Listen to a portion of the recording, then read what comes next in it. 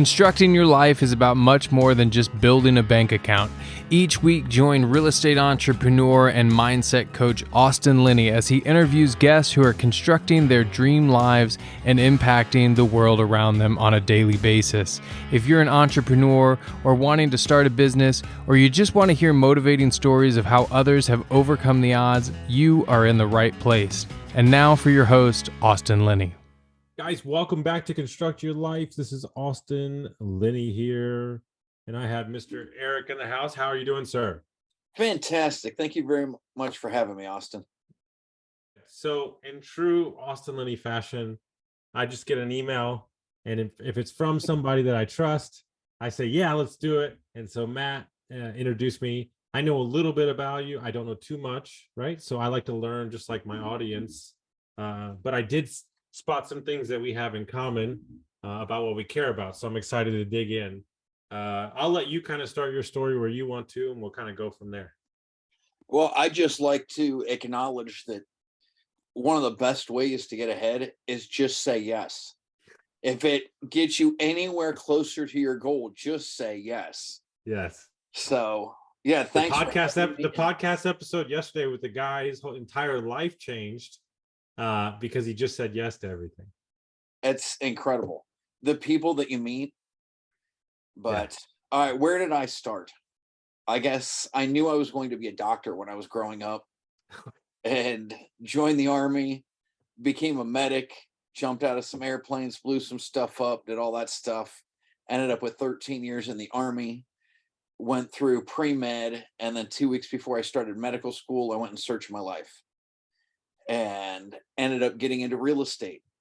Since then, I mean, I've slept on a mattress on a warehouse floor about 22 years ago, and now I fly around in my private plane whenever I want to go somewhere.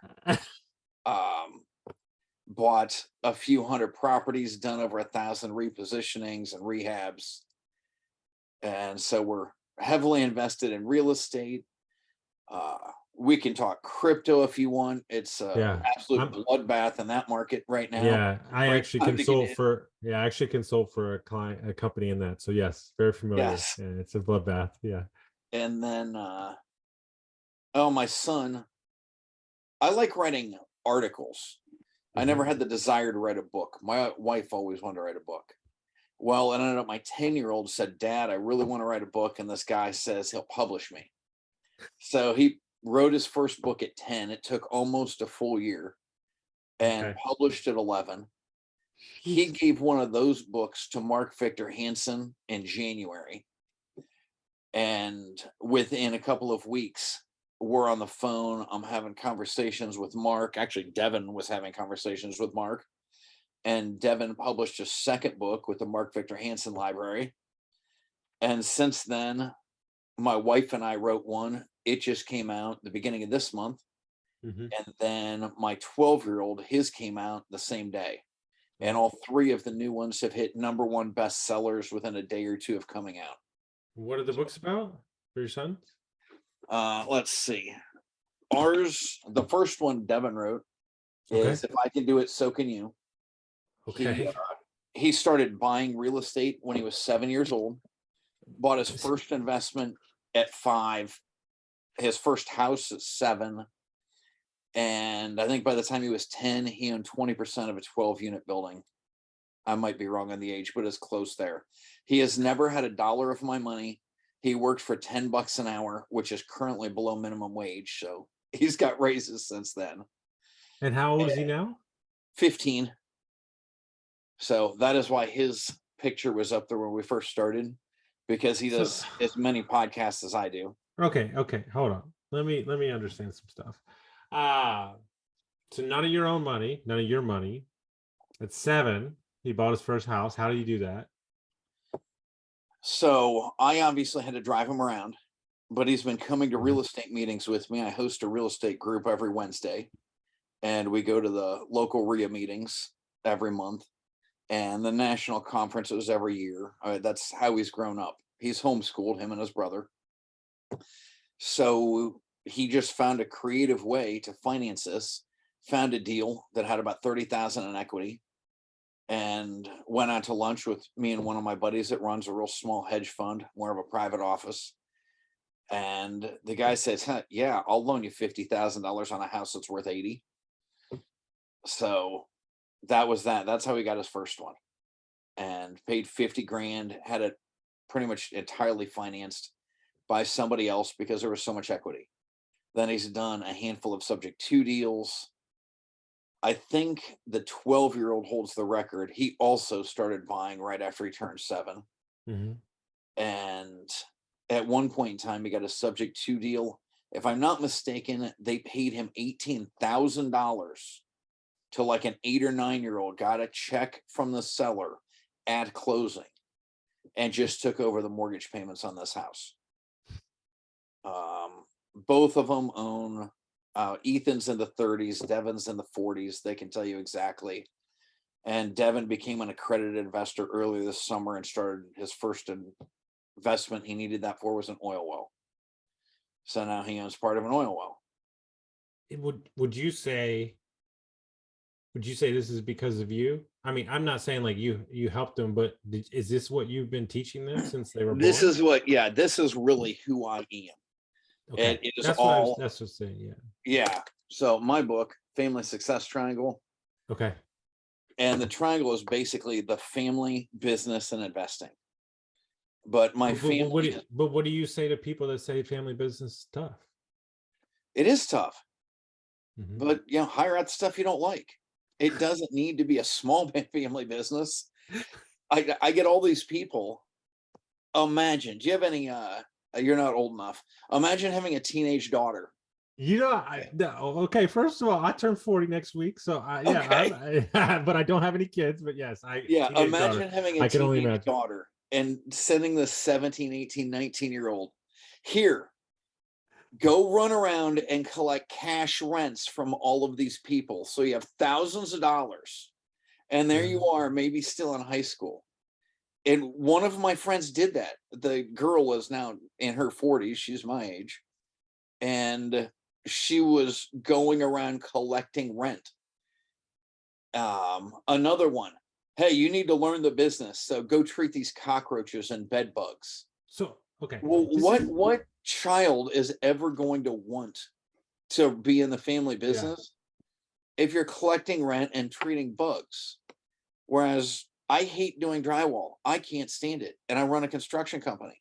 Mm-hmm. So I hired, one of the first people I hired when I got started was a drywaller. Mm-hmm. And I think Devin should do that and know it and be miserable, but just for a couple hours, just to know how much you hate it. So then you can move on and know what you're looking for when you hire somebody. You don't have to be proficient at the skills. You just have to know roughly what they should be doing, roughly how long it should take. And a little bit of hands-on knowledge is good. So that's kind of the essence of how I brought them up.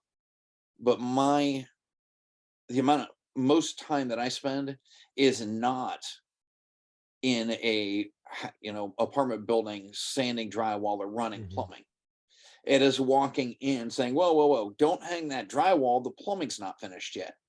And making sure that contractors are scheduled in the right order, making sure that we get bids and approve the bids. And you need to know enough about the work, but really any child can run a business if you teach it to them one step at a time. So I'm sitting here, I'm running out of coffee one morning, and Devin's got to be 3 or 4. And what's a 3 or 4-year-old say? Hey, come play with me, Dad. Come play with me. Says, you know what? We're going to play a game. What I want you to do, here's a piece of paper. I want you to take and find these numbers. It's just like playing memory. And you find the numbers on the screen and put a little check mark beside them.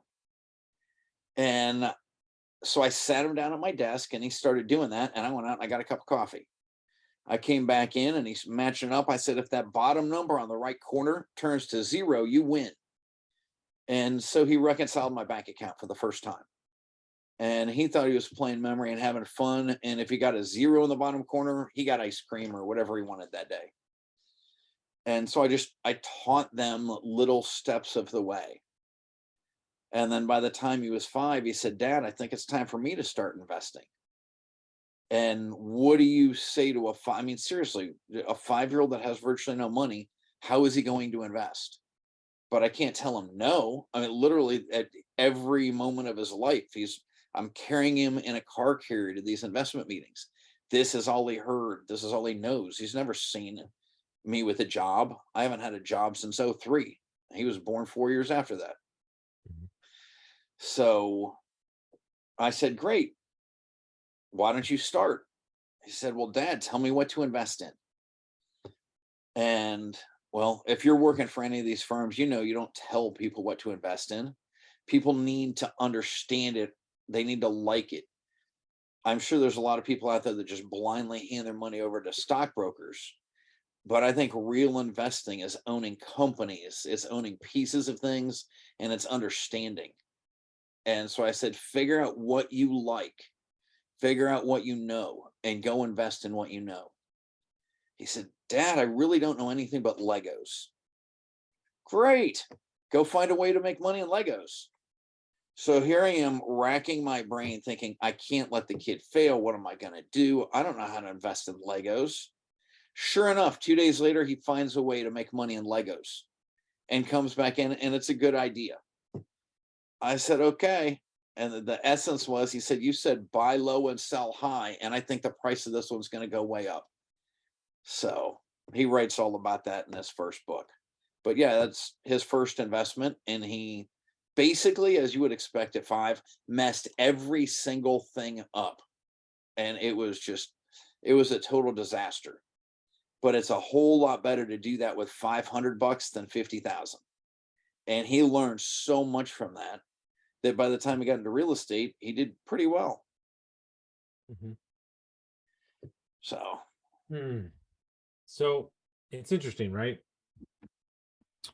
We are turned 40 next week, had a crazy life, drug addict, homeless, alcoholic, divorce, private equity, all those things.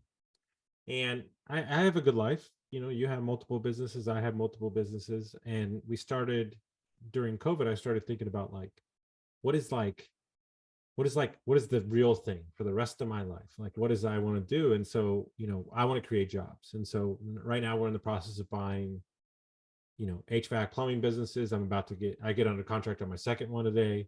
I have a staff of 50 now. Right. But what people don't understand is the reason we're doing all this, because that's hard work. So the reason we're doing all that is to exit in 10 years to build an entrepreneurship school. Right. Because I dropped out of college 3 times. I got pushed back because I was too advanced for my high school, my middle school, right? And if you talk to these entrepreneurship parents, they're saying the school system is too slow for my kids. They're not, it hasn't changed, right? And I'm looking at somebody like you and I'm saying, yes, you gave your kids a gift, but you also gave a gift to all the people that your kids are going to teach to. Right. And so the ripple effects of that impact is deep. Every single night they've been alive, if I was home, because I spent a lot of time traveling and speaking for the first year of Devin's life, and then I just abruptly quit so I could spend a lot more time with him. Then his brother came, and we didn't start speaking again. We didn't start on pie, none of this stuff, until they were both old enough to travel with me. And now the whole family goes basically everywhere together. And we're scheduled to speak at 3 different places in North Carolina in January. I'm taking December off just to celebrate, have holidays, play with the family. But yeah, we're always at 1 or 2 different states speaking every month, and then all the podcasts. But the thing I think we need to do the most, I tell them every night, go to sleep, I love you, and dream about making the world a better place. And I think that we need to fix money. We need to provide jobs. We need to provide good, safe living units for people. There are so many different things. Just keeping them warm in the winter and cold in the summer is the avenue you're going down, at least right now. But I think the most important thing that I can do, that we are uniquely qualified, is to work on the broken school system. And there are so many Sorry about that. There are so many people that they're awesome teachers. I have I think I have 6 teachers that come to my Wednesday night meetings and 1 principal. And one of the ladies that works in my office, her daughter's a principal, and she has worked in the school system her entire life. And now, kind of as a part-time retirement job, she works in our office. Mhm. But they are almost all really, really good people. They really want the best for the students. And the Mhm. system itself is just a disaster. It's Mhm. broken. Mhm. So we are doing our best. And my wife, we've homeschooled since our kids are Yeah. born. Mhm. And we have written all of our own criteria until last year. I Okay. think they've went through 2 years now, that because we go January to December. It doesn't make any sense to start in August for us. Mhm. Everything else in the world starts in January and ends in December. That's when their school is. Mhm. So they just finished up and they're on their break right now until next January. Mhm. But we have designed their curriculum and put in an entrepreneurship curriculum, and it worked well. So now we're writing it more officially so it can be used by every parent. Mhm. And we speak for a lot of homeschooling groups, and that's just a real, in fact, in Ethan's book, that would be the 12-year-old, they make a big deal out of homeschooling in the treehouse. Okay. But he finds this pile of scrap wood at a construction site and says, "Hey, can I have this?" Ends up building a treehouse, and then stops to help a neighbor and fixes this little old lady's steps. And she came out and gave him a couple of bucks so they could get ice cream. He's like, "Wow, I was just had the extra wood and thought I'd be helpful. I didn't know I'd be paid." And next Mhm. thing you know, he has a contracting business. Uh, but that book takes it through for like a teenager, maybe 8 to 18-year-olds is who the kids are writing for. Mhm. And in Devin's book, it's more electronics, and the main character designs a drone system that delivers prescriptions for the pharmacy so these people Mhm. don't have to leave and pick up their Mhm. prescription. Mhm. And then he sells that to a big company and makes some money and then reinvests the money into the park in the Mhm. town to make it better, as well as buying more toys because he likes to build electronic stuff. But all of the books teach the same lessons to educate. There's not just one way. You don't have to sit down, shut up, and memorize. Mhm. Get out there, work with your hands, do things, truly help people around you.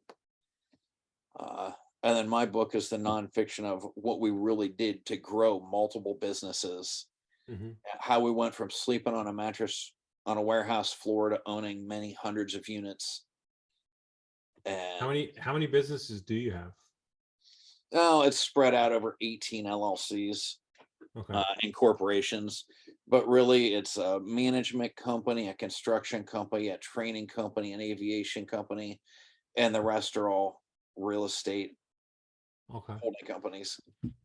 And I kind of cut my teeth in the real estate space. We're moving into private equity, hedge funds, kind of more of a mergers and acquisitions kind of department because I find business to be more intriguing, more complex for me mentally. I mean, we can unpack the 90 different things, but where do you think the biggest, we'll just start with money first. Where do you think the biggest kind of myths or like just the bad teachings going on when it comes to money with people and their kids?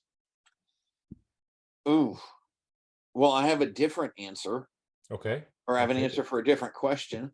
I think the biggest myth is that we can sustain a $31 trillion debt and keep spending $1 trillion more than we bring in as a federal government. Mm-hmm. Mm-hmm. Um, on the family level,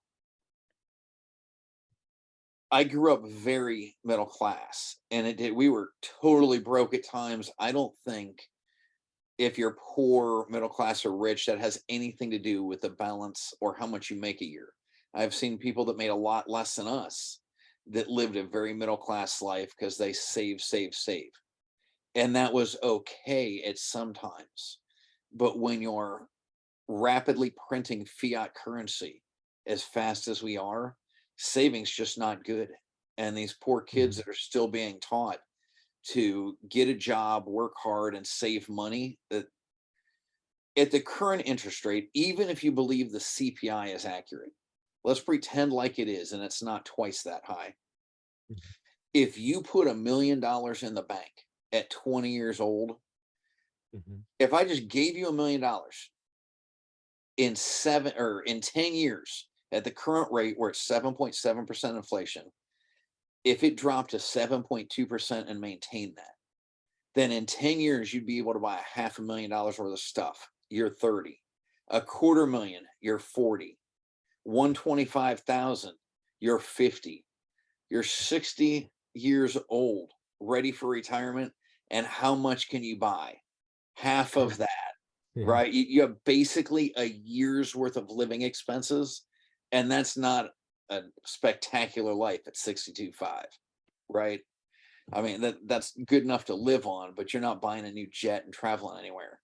So all these people that think they can save their way or they want to be a millionaire, it has nothing to do with the amount of money or dollars that you have in a bank account.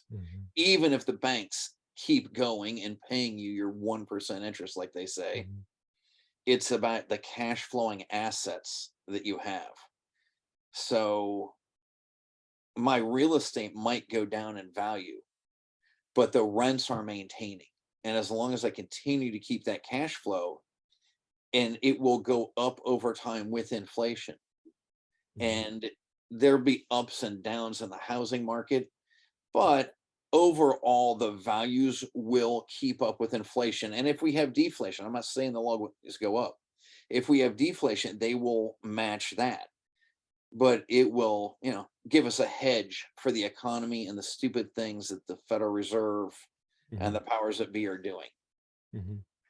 So I'd like to teach people that. I agreed. My biggest issue, because I travel a lot, we live in an RV most of the year, travel around, I meet a lot of people. I have no idea how somebody who's getting paid minimum wage or a little bit over is surviving right now. I'm being 100% serious. I don't know how. Do the math. I don't even know. I've never paid minimum wage to anybody that works for me. But I just heard it was over $10 in Ohio. I think it's $10.50. So if you have two people working 40 hours a week, you're making $21. That's $42,000 a year. That is not a lot. I mean, figure out what you're going to pay in rent and food, and it's a lot cheaper to live in the Midwest than it is on the coast. But yeah, you can't survive. You definitely can't get ahead. You might be able to pay your bills, but you're not getting ahead at all. And you're not putting anything aside. You're not learning to invest because you're always worried about paying the bills if you have two minimum wage jobs. I mean, one of the number one things we're infusing in our blue collar, HVAC, plumbing, electric companies is teaching these guys that there's investments mentally and financially outside of your current job. Like, we're not just teaching you to go work harder. Like, this is a movement. And I ask them, like, what's your dream outside of this? Well, I would love to build a house for my family. Okay, great.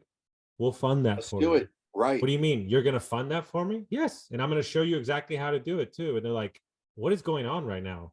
And I'm like, I'm a different boss. You've never met anybody like me. And that's what it takes to really create, a ripple effect. And I see that same in what you're doing, your family and your son. And that's why I'm so inspired right now. I can't wait to dig into those books. I'm so pumped to go watch y'all speak. It's nice to meet somebody that has the same alignment on these are issues. We can't keep our head in the sand anymore, and we need to pay attention. It's really an issue. Family, a lot of the people that break the generational poverty or curse, they're not doing it for them. They're doing it for their kids. They're doing it for the people behind them. And, with the proper resources, you can really start a movement, right? Even if it's in your local area. Absolutely. And I mean, we go everywhere. Sustainability. And some people want to plant trees because, the whole green global warming, whatever. we just planted an orchard a couple years ago, bought a farm, planted an orchard.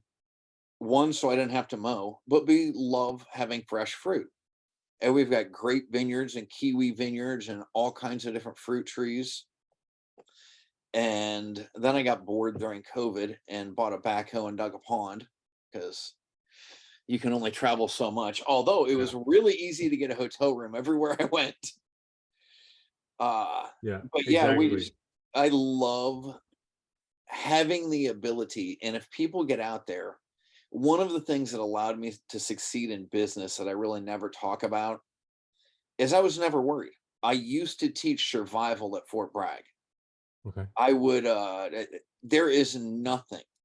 In fact, I got one job, one of my first jobs out, and I'm working in the emergency room. I said, this is such a peaceful, relaxing job. She goes, you know, you're applying to work in the emergency room, right? And why do you want to work here? I said, climate control.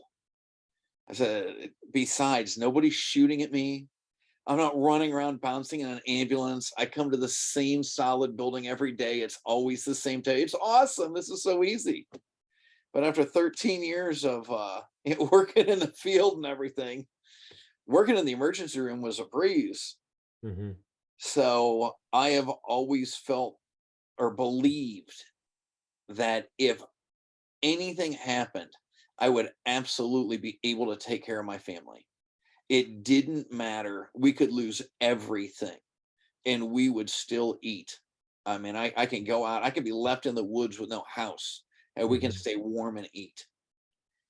And if you realize that there is nothing, they really, sure, they can take my money.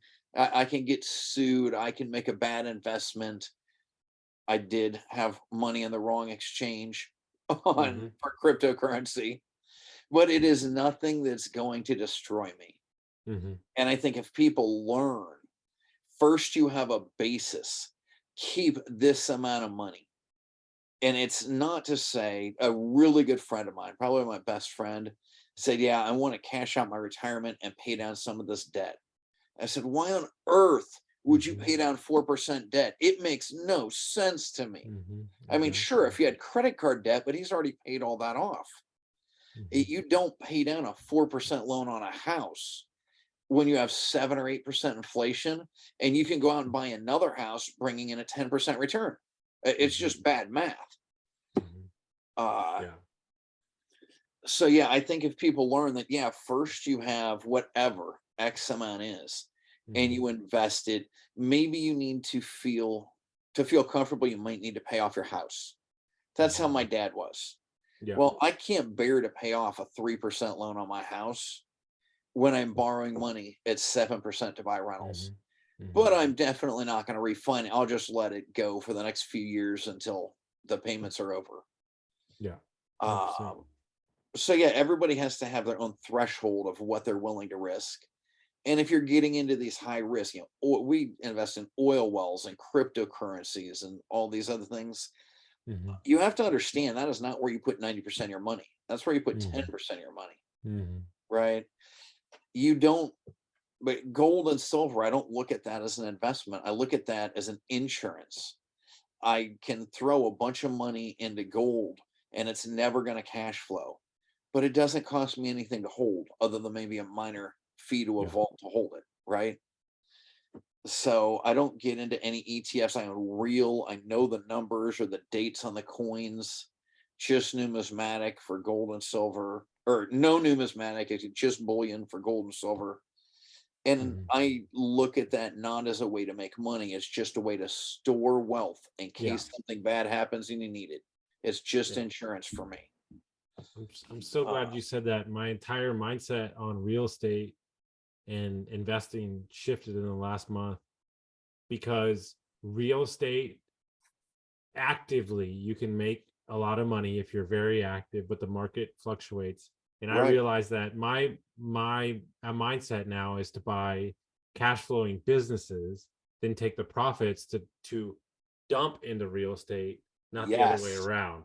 So my entire thing changed. When you start studying more wealthy people, you understand they're just buying land and real estate to just keep money in a safe place. That's it. Like not the other. a lot of very rich, very smart people will tell you a third of your wealth should be held in real estate. Mhm. And I'm more like, I was way too high, especially in 2007. I had nothing but real estate. Mhm. And I have learned to correct that, which I think will be a good thing, that we have many other assets going through Yeah. this next down cycle. Mhm. But yeah, I might have 60% of my net worth wrapped up in real estate Mhm. because that is my main business. Mhm. But if it's Mhm. not, everybody should be throwing off and getting 10, 20, 30% because it cash flows. Mhm. If you're there to be a flipper, that's a job. I don't want a job. Exactly. Why would I do all that work to find a good enough deal that I want to buy it?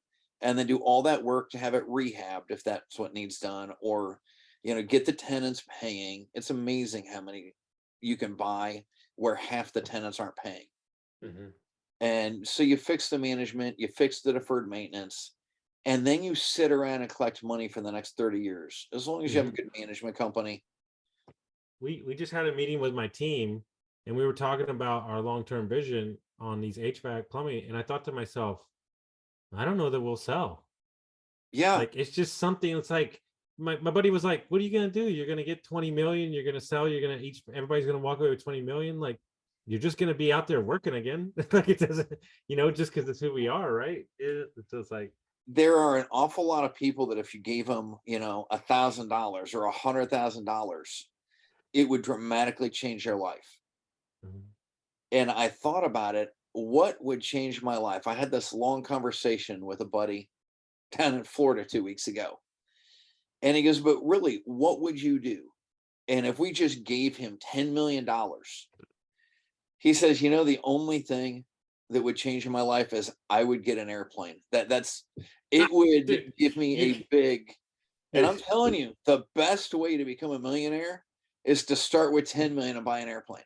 dude, dude, dude, my partner's husband is ex MLB player on Uh-huh. TV, famous, and he said he's sitting on a patio with his billionaire neighbor, Mhm. and he leans over and he says, "Hey, man, like, what's the difference between you and I? Like, I have money, you have money." He goes, "I got a plane."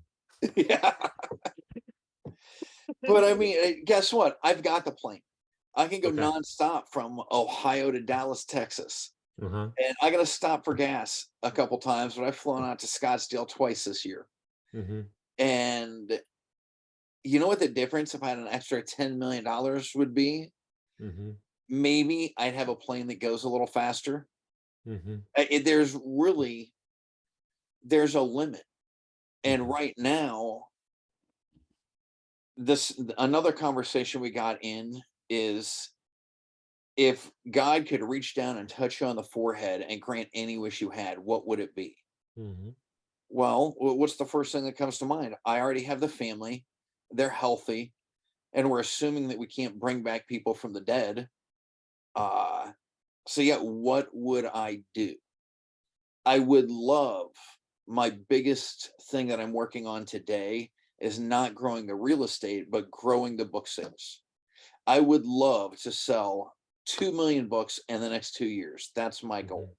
Mm-hmm. But then I realized I don't need to make money from selling these books, so it's not selling. Mm-hmm. If I could give them away and people would read, I guess I'd just like to sell enough to break even for all the Mm-hmm. ones I give away. Mm-hmm. If I could do that and actually get 2 million people to read our books, I really think that these could make their world a better place. Sure.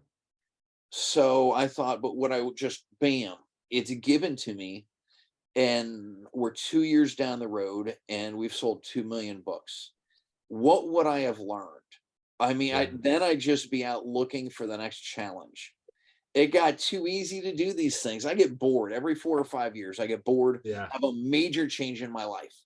And one of Mm-hmm. those was getting my pilot's license. Mm-hmm. Technically, I bought an airport, then I bought a plane, then I got my license. But yeah, that was one of those cycles I went through. Mm-hmm. Mm-hmm. And well, this is the next 5 year cycle, I think.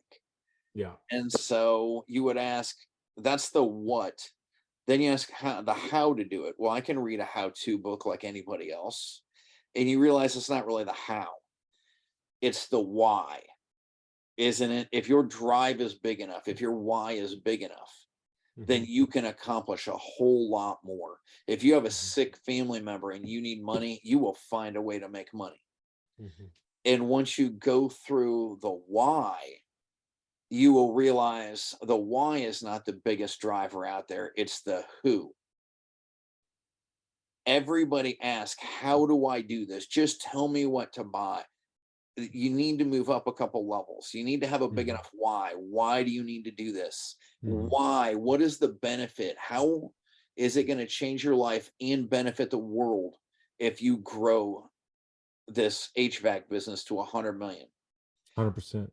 And I then mean, that absolute top is who is going to help you get there. yeah. This is it's 3 years in the making. This team I put together, I sourced everybody, and it's wild, right? And I think you probably had a moment like this in your career, right? It's been a wild road, different ups and downs. But the Oh yeah. moment I left, so the owner we're buying from is hard of hearing, so I had to fly from Austin to Pittsburgh, get in a car, drive 2 hours, like to like get the contract signed. Like I said, if you sign the LOI, I'll be there on Thursday. And so I flew up there. We met him.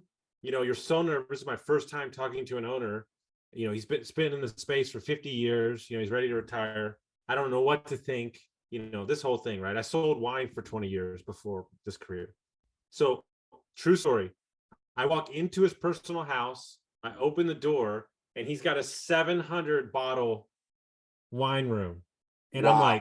I'm like, done. I was like, boom, I got this. Like that whole year traded me this. But we left the meeting, me and my partner are riding together. And I look at her and I go, did you just feel what I felt? I said, did you just feel that literally the universe laid the path that you're supposed to be on right now? And she goes, yes. And it was in that exact moment that I realized this is how I leave my legacy on the world. Like by continuing this owner's legacy, continuing the staff, investing in the community, all these people investing in their kids, and it's like when you start, like you said, you have to go up a layer. It just can't be for the money. And so and you realize that we wrote a 50-year business plan and everything circled back to education. It's always Yes. education. And when we realize that as humans, then we can understand that that's what it starts with. And these kids, your sons, my mentors' kids that are 12 and 13 that have businesses now, they have so much access to information.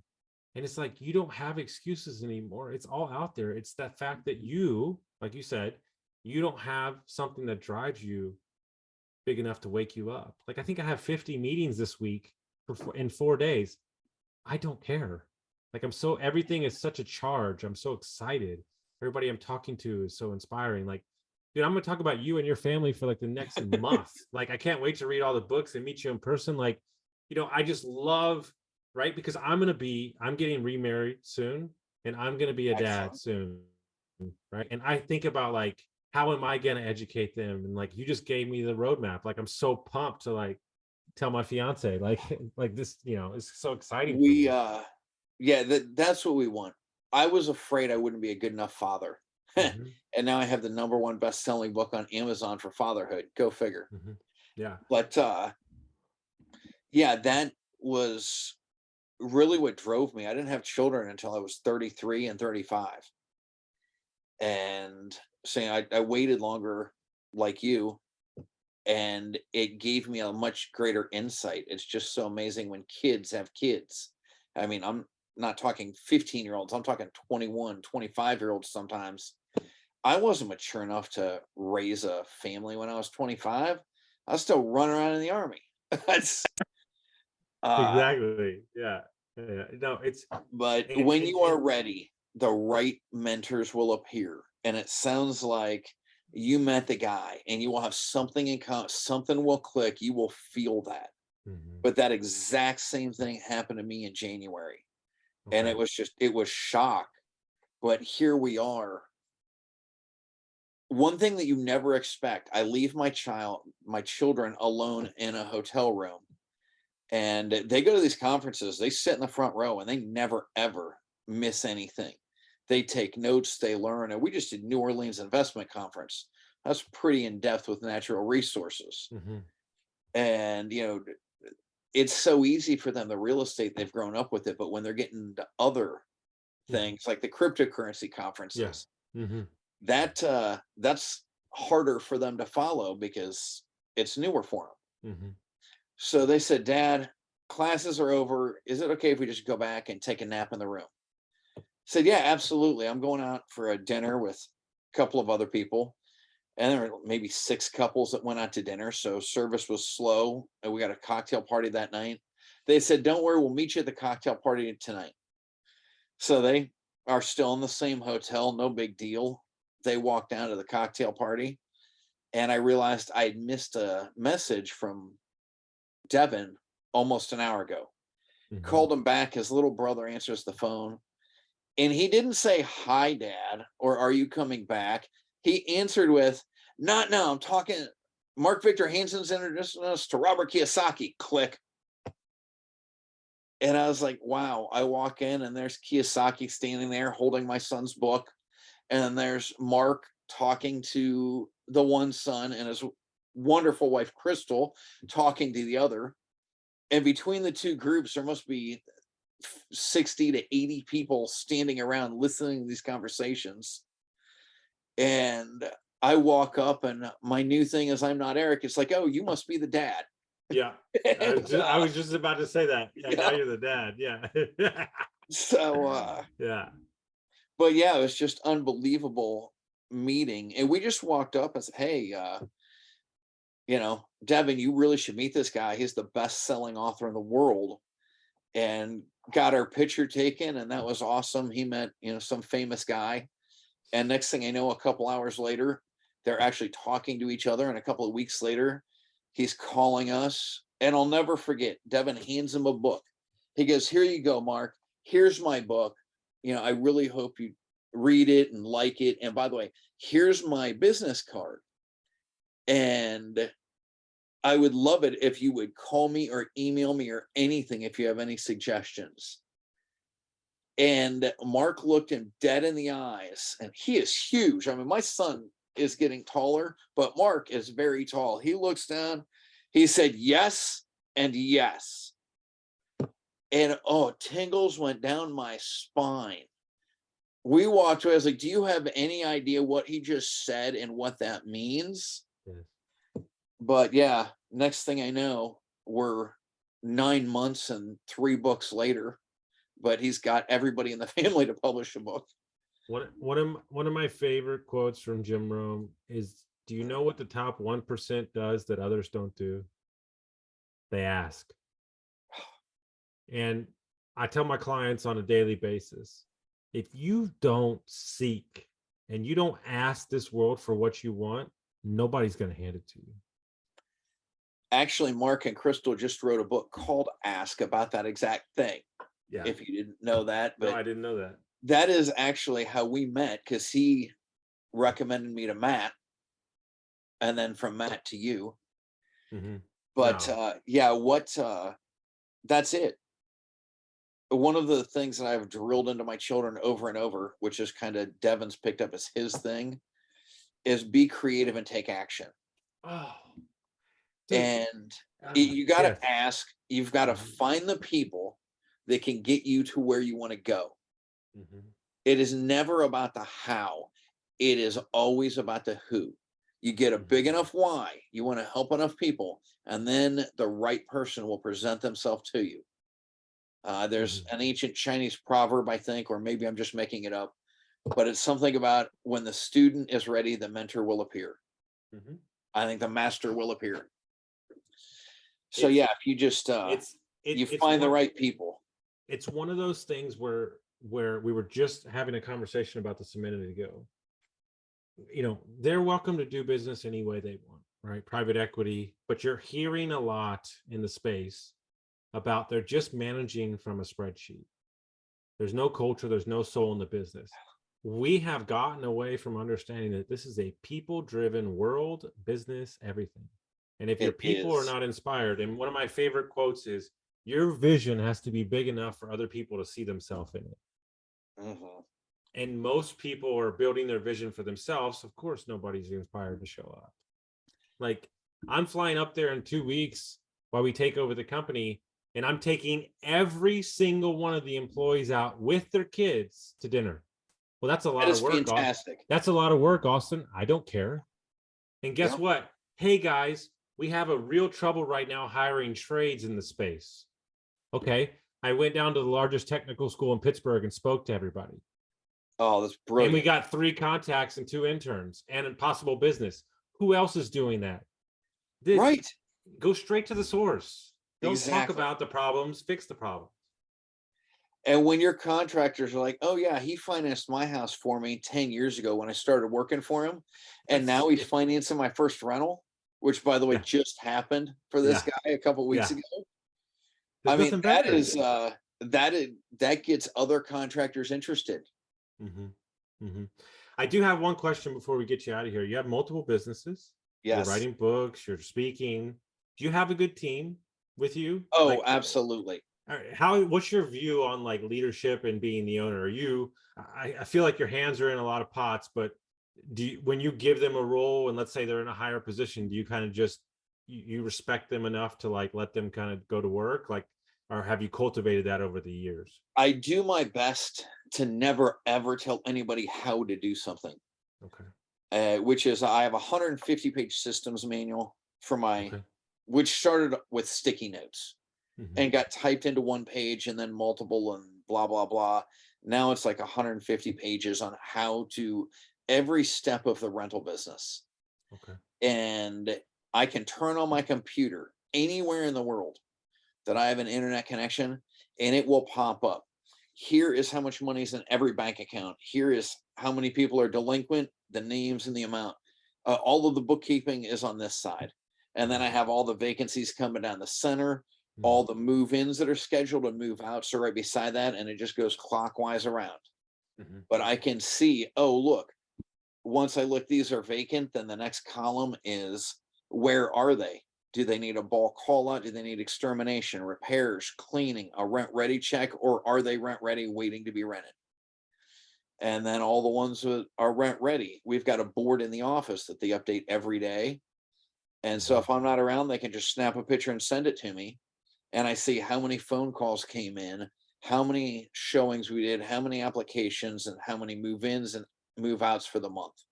Mhm. And in 15 minutes, I know everything I need to know for the week. And if I need to make a phone call to the webmaster, hey, Ian, can we get some more advertising? We're not getting enough phone calls. Mhm. But Ian doesn't ever need called. She just knows. Mhm. So, a quick email to somebody, hey, we got to do this. And most of the time I get back, yeah, we've already done that. Exactly. Thanks. Talk to you next week. Dude, my partners are like, hey, we really should do this. I'm like, oh, we already set a meeting up with them. We're good. They're like, damn, you're like, Yeah. Before this morning, I cleared off 100K on the business and signed another business up. And he hasn't even woke up yet. He's like, I can't even get to work.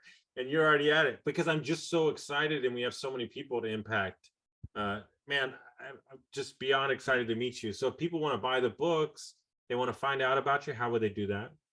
Well, all of the books are available, and the 3 newest ones, the kids are the treehouse and the garage. Okay. And ours is the family success triangle for Okay. all of the parents and new business owners. It talks a Mhm. lot. It's Mhm. evenly split between raising children and So the building moment I business. close on the business, I'm buying a copy for every employee in the HVAC company. Oh, That's going to that'd be be my new awesome. thing moving forward. So yes. So yeah, that and please write a review on Amazon. We're trying to Yes, get to sir. 50 reviews as quick as possible, but those you can get on Amazon.